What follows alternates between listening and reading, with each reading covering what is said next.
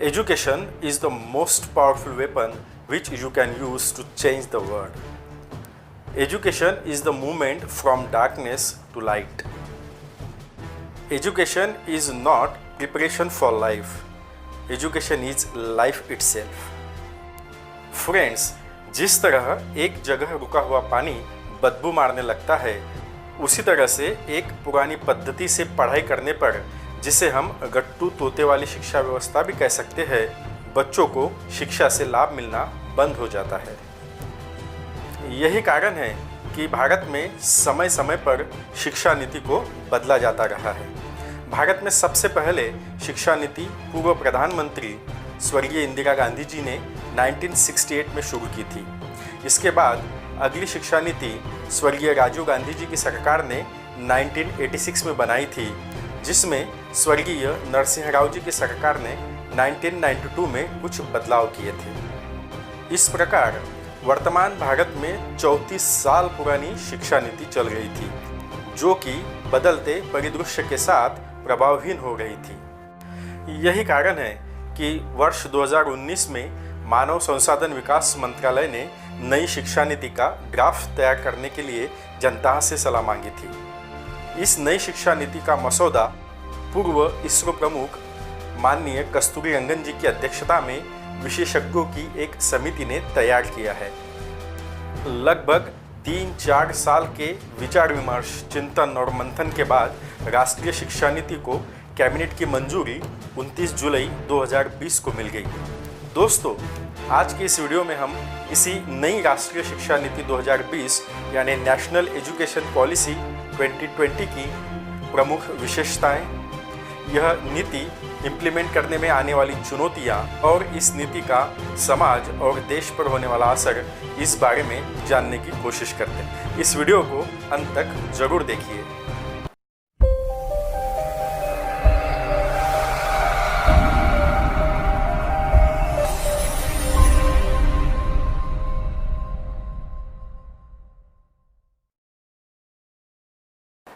Hi friends, मैं हूं प्रशांत वावगे, government officer और मोटिवेशनल स्पीकर।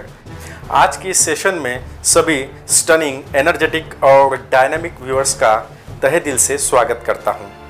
आज मैं आपके साथ शेयर करने वाला हूं नेशनल एजुकेशन पॉलिसी 2020 की प्रमुख विशेषताएं, इस नीति को लागू करने में आने वाली चुनौतियां और इसका हमारे समाज के ऊपर और देश के ऊपर होने वाला असर। नेशनल एजुकेशन पॉलिसी 2020 की पहली विशेषता यह है, अब 5वीं कक्षा तक की शिक्षा मातृभाषा में होगी। इस पॉलिसी में focus on local and integration with global पर जोर दिया गया हुआ है। इस नीति के तहत अब विद्यार्थियों की बैग का बोझ कम किया जाएगा। कला, क्विज, खेल और व्यावसायिक शिल्प से जुड़े विभिन्न प्रकार के संवर्धन गतिविधियों को प्रोत्साहित किया जाएगा। शिक्षा का माध्यम स्थानीय और क्षेत्रीय भाषा में होगा। अब शिक्षण और सीखने का संचालन अधिक संवादात्मक तरीके से किया जाएगा। पाठ्यक्रम की सामग्री को प्रत्येक विषय में इसकी मूल अनिवार्यता को कम किया जाएगा और महत्वपूर्ण सोच और अधिक समग्र, पूछताछ आधारित, खोज आधारित, चर्चा आधारित और विश्लेषण आधारित सीखने के लिए जगह बनाई जाएगी। नेशनल एजुकेशन पॉलिसी 2020 की दूसरी प्रमुख विशेषता यह है कि शीर्ष विदेशी विश्वविद्यालयों को भारत में कैंपस स्थापित करने की अनुमति देना। फ्रेंड्स, नेशनल एजुकेशन पॉलिसी 2020 का प्रमुख लक्ष्य है कि भारत को वैश्विक ज्ञान महाशक्ति बनाया जाए, इंटरनेशनल एजुकेशन हब बनाया जाए, यहाँ के विद्यार्थियों को वर्ल्ड क्लास एक्सपोजर और अपॉर्चुनिटीज अवेलेबल की जाए। इसी के तहत शीर्ष विदेशी विश्वविद्यालयों को भारत में कैंपस स्थापित करने की अनुमति दी जाएगी। साथ में ही सन 2040 तक सभी उच्च शिक्षा संस्थान यानी हायर एजुकेशन इंस्टीट्यूशंस का उद्देश्य बहुविषयक संस्थान बनना होगा, जिनमें से प्रत्येक का लक्ष्य 3000 या अधिक छात्र होंगे। नेशनल एजुकेशन पॉलिसी 2020 की तीसरी विशेषता यह है कि अब शिक्षा पर जीडीपी का 6% एक्सपेंडिचर किया जाएगा, जो कि अब तक सिर्फ 4.43% था। बजट में शिक्षा के लिए ज़्यादा प्रावधान करने से आगे शिक्षा के क्षेत्र में इंफ्रास्ट्रक्चर डेवलप करने के लिए गति मिलेगी। नेशनल एजुकेशन पॉलिसी 2020 की चौथी विशेषता यह है कि अब मौजूदा 10+2 स्कूल पैटर्न को 5+3+3+4 में कन्वर्ट किया जाएगा। वर्तमान में 3 से 6 आयु वर्ग के बच्चों को 10+2 संरचना में शामिल नहीं किया जाता है, क्योंकि कक्षा 1 की उम्र 6 से शुरू होती है। फ्रेंड्स, अब नए 5+3+3+4 पैटर्न में 4 हिस्से होंगे, जिसमें कि पहला फाउंडेशन, दूसरा प्राइमरी, तीसरा मिडल और चौथा सेकेंडरी। फाउंडेशन में nursery, junior KG, senior KG और क्लास 1 और 2 को इंक्लूड किया जाएगा। उसके बाद प्राइमरी में कक्षा 3 से 5वीं का इंक्लूड किया जाएगा। मिडल में क्लास 6 से 8 तक इंक्लूड किया जाएगा। सेकेंडरी हायर में क्लास 9 से 12 को इंक्लूड किया जाएगा। नेशनल एजुकेशन पॉलिसी की 5वीं और प्रमुख विशेषता यह है कि अब 6ठी क्लास से वोकेशनल कोर्स शुरू किए जाएंगे। फ्रेंड्स, एजुकेशन को एम्प्लॉयमेंट ओरिएंटेड, लाइफ ओरिएंटेड बनाने के लिए यह प्रावधान किया गया है। इसके लिए इच्छुक छात्रों को 6वीं कक्षा के बाद से ही इंटर्नशिप कराई जाएगी। स्थानीय व्यावसायिक विशेषज्ञों जैसे कि बढ़ई, माली, कुम्हार, कलाकार आदि के साथ 6वीं से 10वीं की पढ़ाई के दौरान कुछ समय के लिए 10 दिन का बैकलेस पीरियड होगा। इसके साथ ही म्यूजिक और आर्ट्स को पाठ्यक्रम में शामिल करने के लिए बढ़ावा दिया जाएगा। फ्रेंड्स, नेशनल एजुकेशन पॉलिसी 2020 की 6वीं विशेषता यह है कि अब भारत में भारत उच्च शिक्षा आयोग यानी HECI का गठन किया जाएगा। लॉ और मेडिकल एजुकेशन को छोड़कर समस्त उच्च शिक्षा के लिए एक एकल निकाय के रूप में HECI यानी भारत उच्च शिक्षा आयोग का गठन किया जाएगा। अर्थात उच्च शिक्षा के लिए एक सिंगल रेगुलेटर रहेगा। उच्च शिक्षा में 3.5 करोड़ नई सीटें जोड़ी जाएगी। इससे निश्चित ही हमारे देश में हायर एजुकेशन को भी बढ़ावा मिलेगा। नेशनल एजुकेशन पॉलिसी 2020 की 7वीं विशेषता है कि इस पॉलिसी में विकलांग बच्चों के लिए विभिन्न प्रकार के प्रावधान किए गए हैं। इस नीति के तहत विकलांग बच्चों को क्रॉस विकलांगता प्रशिक्षण, संसाधन केंद्र, आवास, सहायक उपकरण, उपयुक्त प्रौद्योगिकी आधारित उपकरण और अन्य सहायता तंत्रों को उपलब्ध किया जाएगा। इस नीति में शिक्षकों के समर्थन के साथ ही उच्च शिक्षा तक नियमित स्कूली शिक्षा प्रक्रिया में पूरी तरह से विकलांग बच्चों को भाग लेने में सक्षम बनाने की कोशिश की जाएगी। उनकी आवश्यकता के अनुरूप प्रत्येक राज्य, जिले में कला संबंधी, करियर संबंधी और खेल संबंधी गतिविधियों में भाग लेने के लिए एक विशेष बोर्डिंग स्कूल के रूप में बाल भवन का निर्माण किया जाएगा। इन सारे प्रावधानों से दिव्यांगों के एम्पावरमेंट के लिए बहुत मदद मिलेगी। नेशनल एजुकेशन पॉलिसी 2020 की 8वीं विशेषता है कि इसमें ई पाठ्यक्रम यानी ई लर्निंग, ऑनलाइन एजुकेशन को बढ़ावा देने के लिए कई सारे प्रावधान किए गए हैं। फ्रेंड्स, कोरोना पैंडेमिक सिचुएशन में हमें पता चल गया है कि अब ऑनलाइन एजुकेशन हमारी ज़रूरत बन गई है। इसीलिए इस नीति के तहत राष्ट्रीय शैक्षणिक टेक्नोलॉजी फोरम यानी NETF को बनाया जाएगा। इसके अंतर्गत वर्चुअल लैब विकसित किए जाएंगे। इस पॉलिसी के तहत 8 क्षेत्रीय भाषाओं में ई कोर्सेस शुरू किए जाएंगे। ऐप, टीवी चैनल आदि के माध्यम से पढ़ाई करने पर जोर दिया जाएगा। प्रौढ़ शिक्षा के लिए भी गुणवत्तापूर्ण प्रौद्योगिकी आधारित विकल्प जैसे कि ऐप, ऑनलाइन पाठ्यक्रम, मॉड्यूल, उपग्रह आधारित टीवी चैनल, ऑनलाइन किताबें, ICT से सुसज्जित पुस्तकालय, लाइब्रेरीज और वयस्क शिक्षा केंद्र को भी विकसित किया जाएगा। साथ में ही इस नीति में वर्ष 2030 तक उच्च शिक्षा में ग्रॉस एनरोलमेंट रेशो 50% तक ले जाने का लक्ष्य निर्धारित किया गया है, जो कि अब 2018 में सिर्फ 26.3% था। नेशनल एजुकेशन पॉलिसी 2020 का 9वां और सबसे महत्वपूर्ण पॉइंट है मल्टीपल एंट्री और एग्जिट सिस्टम। यदि कोई छात्र 3 साल इंजीनियरिंग पढ़ने या 6 सेमेस्टर पढ़ने के बाद किसी कारण से आगे की पढ़ाई नहीं कर पाता है तो उसे कुछ भी हासिल नहीं होता। लेकिन अब मल्टीपल एंट्री और एग्जिट सिस्टम लागू होने से 1 साल के बाद पढ़ाई छोड़ने पर सर्टिफिकेट, 2 साल बाद पढ़ाई छोड़ने पर डिप्लोमा और 3 या 4 साल के बाद पढ़ाई छोड़ने पर डिग्री मिल जाएगी। अगर कोई छात्र किसी कोर्स को बीच में छोड़कर दूसरे कोर्स में एडमिशन लेना चाहे तो वो पहले कोर्स से एक खास पीरियड के लिए ब्रेक ले सकता है और दूसरा कोर्स ज्वाइन कर सकता है और इसे पूरा करने के बाद फिर से पहले वाले कोर्स को जारी रख सकता है। इससे निश्चित रूप से ड्रॉप आउट रेशो कम होगा। नेशनल एजुकेशन पॉलिसी 2020 की 10वीं विशेषता यह है कि अब नई एजुकेशन पॉलिसी सभी इंस्टीट्यूशंस के लिए समान नियम होंगे। मौजूदा स्थिति में सेंट्रल यूनिवर्सिटीज़, डीम्ड यूनिवर्सिटीज़ और स्टैंड अलोन इंस्टीट्यूशंस के लिए अलग अलग नियम हैं, लेकिन इस नीति के तहत अब सभी के लिए समान नियम होंगे। नेशनल एजुकेशन पॉलिसी 2020 की 11वीं विशेषता है कि इसके तहत अब नेशनल रिसर्च फाउंडेशन की स्थापना की जाएगी। देश में शोध और अनुसंधान को बढ़ावा देने के लिए अमेरिका के NSF यानी नेशनल साइंस फाउंडेशन की तर्ज पर एक शीर्ष निकाय के रूप में अब भारत में भी नेशनल रिसर्च फाउंडेशन की स्थापना की जाएगी।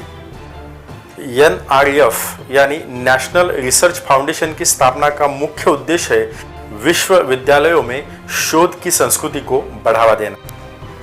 NRF एक स्वतंत्र रूप में सरकार द्वारा एक बोर्ड ऑफ गवर्नेंस द्वारा शासित होगा और बड़े प्रोजेक्टों को भी फाइनेंसिंग करेगा। नेशनल एजुकेशन पॉलिसी 2020 की 12वीं विशेषता यह है कि इस नीति में बोर्ड एग्जाम का महत्व कम किया गया है। हम सभी जानते हैं कि स्टूडेंट्स बोर्ड एग्जाम का ज़्यादा टेंशन लेते हैं, लेकिन अब इस नीति के तहत बोर्ड एग्जाम का महत्व और उसका तनाव कम करने के लिए वर्ष में 2 बार परीक्षा का आयोजन किया जाएगा। परीक्षा 2 भागों में होगी। पहला भाग ऑब्जेक्टिव और दूसरा भाग डिस्क्रिप्टिव रहेगा। बोर्ड परीक्षा में रट्टा सीखने के बजाय ज्ञान आवेदन को बढ़ावा दिया जाएगा। फ्रेंड्स, नेशनल एजुकेशन पॉलिसी 2020 की 13वीं विशेषता यह है कि इसमें सभी छात्रों के लिए समग्र यानी 360 डिग्री रिपोर्ट कार्ड का प्रावधान किया गया है। हमें पता है कि मौजूदा स्थिति में स्टूडेंट्स के रिपोर्ट कार्ड में सिर्फ उनके विषयों के अंकों को इंक्लूड किया जाता है, लेकिन अब हर छात्र को समग्र 360 डिग्री रिपोर्ट कार्ड दिया जाएगा, जिसमें कि उनके विषयों के अंकों के साथ ही उनके स्किल्स और अन्य महत्वपूर्ण बिंदुओं को भी दर्शाया जाएगा। फ्रेंड्स, इस नीति की 14वीं विशेषता यह है कि इसमें टीचर ट्रेनिंग पर फोकस किया गया है। हमें पता है when a teacher learns a nation leads. इस नई शिक्षा नीति में शिक्षकों की गुणवत्ता का स्तर और ऊपर उठाने के लिए कई सारे प्रावधान किए गए हैं, जैसे कि नई स्कूली शिक्षा व्यवस्था में शिक्षक पात्रता परीक्षा यानी TET के स्वरूप में बदलाव किया जाएगा। अभी तक TET 2 हिस्सों में बटी हुई थी, पार्ट 1 और पार्ट 2। फ्रेंड्स, हमने पहले ही देखा है कि अब शिक्षा का स्ट्रक्चर 4 हिस्सों में बटा होगा: फाउंडेशन, प्रिपरेटरी, मिडल और सेकेंडरी। इसी के मुताबिक TET का पैटर्न भी सेट किया जाएगा। विषय शिक्षकों की भर्ती के समय TET या संबंधित सब्जेक्ट में NTA टेस्ट स्कोर भी चेक किया जा सकता है।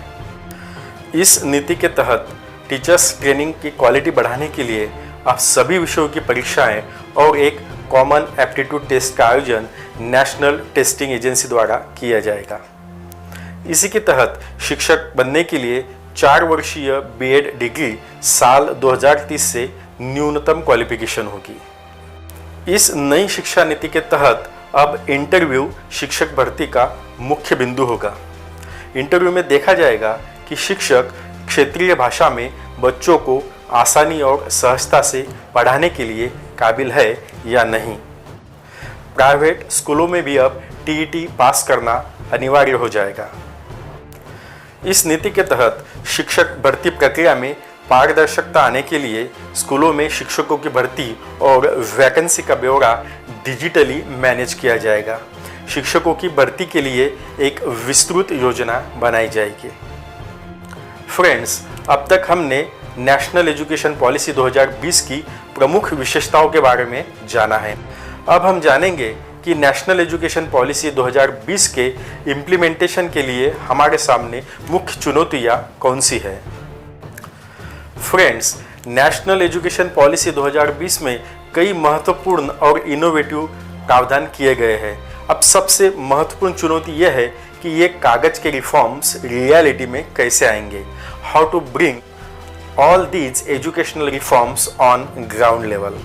सबसे बड़ी चुनौती है क्वालिटी टीचर्स ट्रेनिंग की। एजुकेशनल एक्सपर्ट्स का मानना है कि प्राइमरी से लेकर सेकेंडरी लेवल तक की पढ़ाई हो या फिर बोर्ड एग्जाम का रूप बदलने का प्लान, इन सब के लिए सबसे ज़रूरी है टीचर्स की क्वालिटी ट्रेनिंग। अगर 2022 तक इस पॉलिसी के कुछ पहलुओं को क्लासरूम तक पहुंचाना है तो जल्द ही हमें टीचर्स ट्रेनिंग का फ्रेमवर्क तैयार करना होगा। टीचर्स की क्वालिटी ट्रेनिंग के लिए हमें इंफ्रास्ट्रक्चर डेवलप करना होगा। टीचर्स का माइंडसेट और स्किल सेट दोनों पर ही काम करना होगा। नेशनल एजुकेशन पॉलिसी 2020 के इम्प्लीमेंटेशन की दूसरी चुनौती है कि इतने बड़े रिफॉर्म्स को ग्राउंड लेवल पर लाने के लिए एडमिनिस्ट्रेटिव लेवल पर कैसे काम किया जाएगा। फ्रेंड्स, हमने देखा कि 12 साल की जगह 15 साल की स्कूली व्यवस्था पर फोकस किया जाएगा। प्री स्कूल पर ध्यान दिया गया है। देश भर में एक पैटर्न का करिकुलम रहेगा, लेकिन प्रशासनिक तौर पर यह इतने बड़े स्तर पर कैसे संभव होगा, यह हमारे सामने बहुत बड़ी चुनौती है। फ्रेंड्स, नेशनल एजुकेशन पॉलिसी के इम्प्लीमेंटेशन की और एक महत्वपूर्ण चुनौती है हमारा इंफ्रास्ट्रक्चर। इस नीति में बच्चों के विकास के लिए एक्टिविटी पर आधारित लर्निंग, एक्सपेरिमेंटल और इनोवेटिव लर्निंग पर जोर दिया गया है। साथ में ही online education, TV channel, education app के डेवलपमेंट पे जोर दिया गया है। लेकिन इन सब के लिए हमारे यहाँ जो मौजूदा इंफ्रास्ट्रक्चर है वो सफिशिएंट नहीं है। इसके लिए हमें इंफ्रास्ट्रक्चर डेवलपमेंट पर बहुत काम करना होगा। अगर एग्जाम्पल के तौर पर देखा जाए तो हमने देखा है कि इस नीति में फंडामेंटल ट्रेनिंग पर, यानी कि nursery, junior KG, senior KG education पर जोर दिया गया है। लेकिन हमें पता है कि आज हमारी आंगनवाड़ियों की स्थिति कैसी है। तो दोस्तों, इंफ्रास्ट्रक्चर डेवलपमेंट यह इस नीति के इम्प्लीमेंटेशन में बहुत बड़ी चुनौती होगी। फ्रेंड्स, इस नीति के इम्प्लीमेंटेशन में और एक चुनौती होगी, हमें स्टूडेंट्स, पेरेंट्स और टीचर्स, इन तीनों स्तर पर लोगों की मानसिकता को बदलना होगा। हमने देखा कि इस नीति में बोर्ड एग्जामिनेशन का डिज़ाइन बदलना, सिलेबस कम करना, इंटरेक्टिव क्लास, एक्सपेरिमेंटल लर्निंग, साथ में nano technology, cyber security, genomics जैसे नए टॉपिक को इंक्लूड करना, अच्छी मार्किंग सिस्टम लाना, ऐसे बहुत सारे रिवोल्यूशनरी स्टेप्स लिए गए हैं। इसलिए हम सबको मिलकर लोगों में अवेयरनेस क्रिएट करने के लिए भी काम करना होगा। दोस्तों, अब तक हमने नेशनल एजुकेशन पॉलिसी की विशेषताएं और उसके इम्प्लीमेंटेशन की चुनौतियां, इन दोनों के बारे में जानने की कोशिश की। अब हम देखेंगे कि इस नेशनल एजुकेशन पॉलिसी का हमारे समाज पर और देश पर क्या असर होगा। फ्रेंड्स, हमने देखा कि नेशनल एजुकेशन पॉलिसी को गुणवत्तापूर्ण, जवाबदेही, सामर्थ्यवान और समानता के आधार पर बनाने के लिए समूह प्रक्रिया के अंतर्गत इसका निर्माण किया गया है। हमारे भारत देश को ग्लोबल एजुकेशन हब बनाने का भरसक प्रयास इस नीति में किया गया है। विद्यार्थियों के सर्वांगीण विकास पर जोर दिया गया है। इस नीति में हमारे विद्यार्थियों के लिए वर्ल्ड क्लास अपॉर्चुनिटीज़ और एक्सपोजर उपलब्ध कराने का प्रयास किया गया है। पाठ्यक्रम को लचीला बनाया गया है और हमारे विद्यार्थी अंतर्राष्ट्रीय प्रतिस्पर्धा का सफलतापूर्वक मुकाबला कैसे करेंगे, इस बात पर भी जोर दिया गया है। राष्ट्रीय शिक्षा नीति की इन सभी बातों का अगर इम्प्लीमेंटेशन होता है तो इसमें कोई संदेह नहीं कि हमारे स्टूडेंट्स का सर्वांगीण विकास होगा, भारत एक ग्लोबल एजुकेशन हब बनेगा। इस शिक्षा नीति से देश में रोजगारपरक शिक्षा को बढ़ावा मिलेगा और रटकर पढ़ने की संस्कृति से बच्चों को छुटकारा मिलेगा। भारत को ज्ञान आधारित महाशक्ति बनाने के लिए, ग्लोबल एजुकेशन हब बनाने के लिए हम सब आज संकल्प करते हैं। अगर हम सब देशवासी ठान ले तो इस नेशनल एजुकेशन पॉलिसी को वास्तव में लाने के लिए कोई दिक्कत नहीं आएगी और भारत विश्व भर में वैश्विक गुरु के रूप में जाना जाएगा। हमारा देश ग्लोबल एजुकेशन हब बनेगा और हमारे विद्यार्थी अंतर्राष्ट्रीय प्रतिस्पर्धा का सफलतापूर्वक मुकाबला करेंगे। हम सब की ये जिम्मेवारी है कि हम इस एजुकेशन पॉलिसी का सपोर्ट करें। ऐसे कहा जाता है कि बात अगर अच्छी हो तो उसकी हर जगह चर्चा करो, बात अगर अच्छी हो तो उसकी हर जगह चर्चा करो, है बुरी तो दिल में रखो फिर उसे अच्छा करो, है बुरी तो दिल में रखो फिर उसे अच्छा करो। फ्रेंड्स, ये हम सभी की जिम्मेवारी है कि नेशनल एजुकेशन पॉलिसी 2020 का हम सभी सपोर्ट करें और इसके इम्प्लीमेंटेशन में गवर्नमेंट की हेल्प करें। फ्रेंड्स, अगर यह वीडियो आपको अच्छी लगी है तो लाइक ज़रूर कीजिए, अपने दोस्त परिजनों के साथ इसे शेयर कीजिए। अगर आपके कुछ सवाल है तो कमेंट बॉक्स में कमेंट कीजिए और हमारा चैनल अभी तक आपने सब्सक्राइब नहीं किया है तो अभी सब्सक्राइब कीजिए। इससे हमारे अमेजिंग वीडियोस के नोटिफिकेशंस सबसे पहले आपको मिलेंगे। Stay blessed, stay motivated. यह वीडियो देखने के लिए आप सभी का प्रेमपूर्वक